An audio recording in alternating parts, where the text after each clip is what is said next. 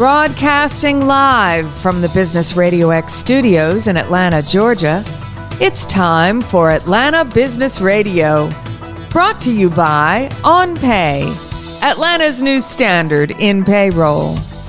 Now, here's your host. Lee Cantor here, another episode of Atlanta Business Radio, and this is going to be a good one. But before we get started, it's important to recognize our sponsor, OnPay. Without them, we couldn't be sharing these important stories. Today on Atlanta Business Radio, we have Branham with Curiosity Lab. Welcome. Thanks, Lee, for having me today. So excited to get caught up with what you're up to. For those who don't know, tell us a little bit about Curiosity Lab. How are you serving folks? Yeah, so Curiosity Lab here in Peachtree Corners, so just north of Atlanta, we created and developed a living lab. So taking use of public infrastructure to help support big companies in the startup ecosystem to test, develop, deploy, demonstrate emerging technologies in the IoT, smart cities, mobility space. Now, Curiosity Lab's been around for a minute. Can you share a little bit about how it's evolved and how you stay kind of current with the trends and what the market is demanding? Yeah, I've been opened in 2019, and as we continue to work with the companies and the startups, we continue to evolve our infrastructure that supports the needs that they have, continue to expand our partnerships both locally and internationally, to help these companies come into an operational standpoint where they can scale their product or business model through the support and infrastructure that we have here at the lab. So I feel like I'm always doing construction. It's a ever evolving process as we just continue to say yes to companies and to find ways to help support them. Now, can you talk about your role specifically in this as the assistant city manager of the city and also the executive director at Curiosity Lab? How do you kind of balance the two? Yeah, it's a unique position, I think, and it also offers the flexibility that we need to move quickly in the work that we're doing because the city is the main funder of the operations infrastructure that is in place. And then Curiosity Lab's a nonprofit supporting that startup ecosystem and the day-to-day operation. So having the close tie between both places allows us to move very quickly so that we can get companies onboarded and testing, within days, not months. And then being closely knit on both organizations helps when I go back to our elected body and our residential citizens and explain the work that's going on and how it's benefiting, the quality of life for the city, and then how it's benefiting the startup ecosystem and business cooperation that we're seeing. Now, when it started, it's always been kind of focusing on the smart cities and creating that kind of a blueprint for others in other parts of the country and Peachtree Corners, obviously.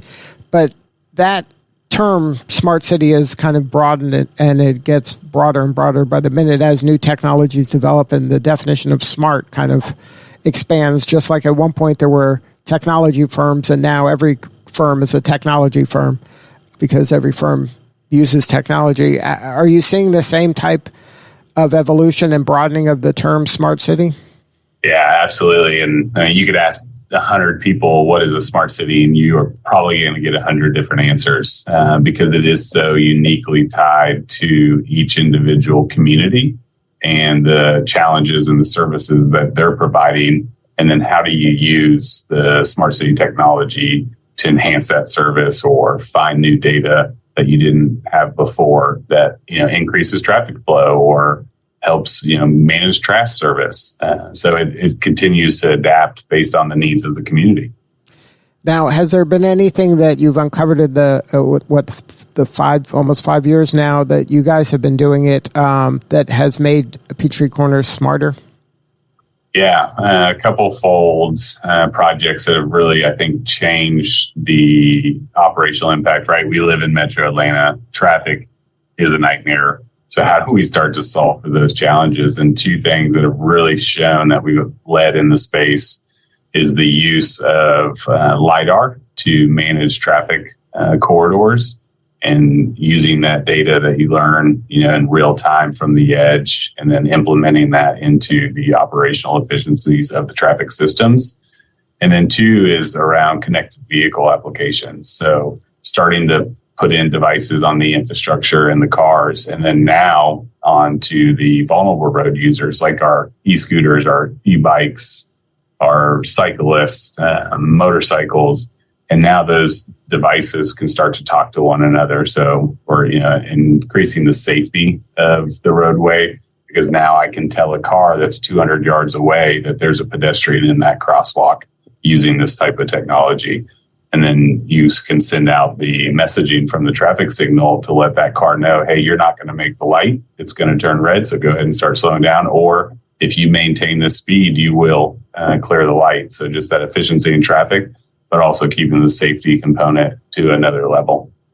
Now, does that type of technology accelerate maybe autonomous vehicles? It does. And we were actually able to do the preemption of a traffic signal. So we turned the light green for an autonomous shuttle here in the lab. So as you think of, the connectedness and awareness of these vehicles as they continue to adapt their systems, the more information you feed that system, the better it is it operates. And so now that you have those supporting infrastructure pieces, so they know the traffic signal timing, they know the environment before they get into it, those all help those systems continue to advance. Now, has the momentum that you've generated in kind of building out this infrastructure helped you attract the startups at the quantity and quality you anticipated? Yeah, we've been very pleased, right? Opening in 2019, September 2019, a lot of this has been through the pandemic. But because of the unique environment that we have provided, we've seen a pretty big uptick in the last year and a half in our startup community. So currently in our startup programs, we have 52 startups from both locally across the country and internationally. So very happy with that. And the work that is coming from these startups is unbelievable to see. Now, when a startup is considering partnering with Curiosity Lab, what kind of arrangement is that? Is it an incubator? Is there an equity stake taken? How does it work? Yeah, no, great question. We do not take equity stake in any of the companies. We don't require IP from any of the companies. So our job is to help them grow. So they just have very cheap rent within our innovation center, and then that gets them into the mentorship programs that we have in place to help them start. So we see a lot of early stage pre-Series A startups are really getting them from prototype to scale. And are you finding by being in such close quarters and having all the toys there that you're able to kind of create that serendipity in those mashups where maybe somebody's startup didn't work out, but they were able to jump onto another one and create that kind of density you need in order to create a thriving ecosystem? Yeah, that's probably the funnest thing to see happen in the space, is to see these companies come together and say, hey, I'm struggling with that, or hey, I found a way to fix that, or even see some of our larger partners come alongside and say, actually, I need some research, I need help in this area. Why don't you come alongside me and help me figure out this solution for our broader customer base? We've seen that happen a couple times with some just random collisions inside the space, and ended up getting funding one of their projects. Delta funded one of the research projects here because of that incidental, serendipitous collision in the break room. So those are probably the most fascinating things to watch happen. Are you getting the type of enterprise level support you need from the larger companies that are around town? Yeah, that's been, I think the big shift we've seen is the private sector and these large organizations coming alongside. Traditionally it was that buy sell mentality. Now it's that collaboration mentality. So T-Mobile is here and brings a lot of support, both for us as a city, but a lot for the startup ecosystem. As we look at the future of 5G and the applications that are possible, they're here on site, working side by side. Bosch has made a big investment here. Cisco continues to be involved. So we're seeing all of these companies come together that are big ones, working, in the sandbox with the smaller startups. Now, do you have any advice for other maybe people that are in kind of city government in creating these types of partnerships and collaborations where you have this public-private kind of collaboration, and you really are, this is economic development, even though there is some risk involved to this, but it seems like this is a must-have in communities nowadays to create these types of thriving ecosystems that have the blessing of the government and also the blessing of the large corporations that are there as well. Yeah, that statement couldn't be made even clearer just because of the opportunity that's there. So my recommendation always to them is ask. A lot of times we don't get outside of the bubble and we don't make the ask.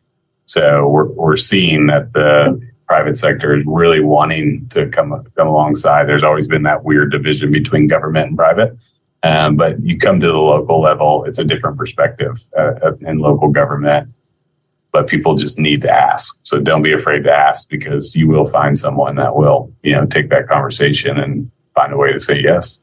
And Curiosity Lab's a great prototype for this. Yeah, absolutely. That has been what has set us apart from other innovation labs. You can ask T-Mobile that. They will tell you why they're here, why they've made the investment they have is because of that relationship with the city and our ability to use public infrastructure that only government can own and operate and regulate, but to do that in a manner that is collaborative. Is, I think, what really sets us apart and what can help other cities start to make that move into the next generation of smart infrastructure. Now, do you have a partnership with any of the universities? We do. We've got several with Georgia Tech. So they, we're in partnership with their ATDC program, the Advanced Technology Development Center. They run a cohort accelerator around 5G with us. And then they use our facility for research. So we're tied in pretty tight with the research arms there. And they actually teach classes in our innovation center, which we're one of only 2 locations out of main campus that Georgia Tech teaches classes. And that's a coding and data analytics boot camp, 24-week class you can take inside the space. We work with Kennesaw State University and their IoT program. And then all the way down to our local high schools. We have a STEM school here that we work in the drone club and cybersecurity. And then our Norcross high schools here, we work with their entrepreneur program. They have a program where the students work all year to create a product, and then we have about 130 of them descending on the Innovation Center here in a couple of weeks to pitch their idea. So you mentioned earlier that you have some international startups. How did that come about? And is that part of kind of the roadmap, is just to take startups anywhere that they come from? Yeah, as you mentioned earlier, just that the economic development portion of this, right? So Peachtree Corners is 50,000 residents, but we're 50,000 jobs. So we are a regional job hub for the area.